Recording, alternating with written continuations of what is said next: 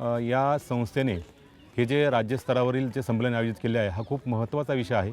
कारण आपल्या राज्यामध्ये बहुभाषिकतेचा प्रश्न फार मोठा आहे. कारण राज्यामध्ये जवळपास 60 भाषा आपल्या राज्यामध्ये बोलल्या जातात.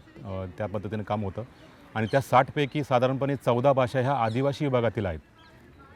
त्यामुळं शाळांमध्ये शिक्षक काम करत असताना त्यांच्या शाळांमध्ये साधारणपणे 2 प्रकारचे विद्यार्थी त्यांच्यासमोर असतात. त्यामध्ये आदिवासी भागामध्ये आदिवासी बोली बोलणारे मुलं त्या वर्गामध्ये असतात आणि त्याचप्रमाणे शहरी भागामध्ये आपल्याला माहिती आहे महाराष्ट्रामध्ये बऱ्याचशा गावांचं शहरांचं औद्योगिकीकरण झाल्यामुळे बरेचसे बाहेरच्या राज्यातील परराज्यातील मुलं कुटुंब येत असतात आणि त्यांच्यावर त्यांची मुलंही शिक्षणासाठी महाराष्ट्रात येत असतात. बहुभाषिक मुलांचा समावेश वर्गामध्ये असतो.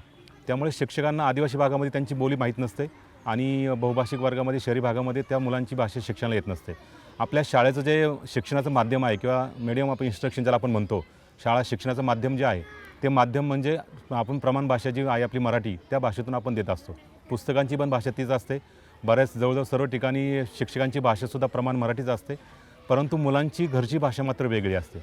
त्यामुळं नव्याने पहिलीमध्ये येणारा विद्यार्थी जो आहे त्या विद्यार्थ्याची घरची भाषा आणि शाळेतली भाषा यामध्ये फरक पडतो आणि त्यामुळे वर्गामधलं किंवा शाळेमधली जी शिक्षण प्रक्रिया आहे त्या शिक्षण प्रक्रियेमध्ये तो त्या ठिकाणी सहभागी व्हायला त्याला अडचणी येतात आणि त्यामुळे त्याला कदाचित अशा ठिकाणी वर्गामध्ये आनंद वाटणार नाही, शाळेची त्याला आवड राहणार नाही आणि तो तिथूनच शाळेत जेव्हा तो प्रवेशित होतो त्यानंतरच तो शाळेपासून बाजूला जाण्याच्या प्रक्रियेमध्ये गुंतला जातो असं मला वाटतं. मागे राज्य शैक्षणिक संशोधन प्रशिक्षण परिषदेने 2014 साली एक सर्वेक्षण केलं होतं आणि ह्या सर्वेक्षणामध्ये जवळजवळ राज्यामध्ये 28 ते 30% विद्यार्थ्यांची घरची भाषा आणि आपल्या शाळेचं जी माध्यमाची भाषा आहे ती वेगळी असल्याचं दिसून आलं. त्यासाठी राज्य शैक्षणिक संशोधन प्रशिक्षण परिषद काम करतच आहेत.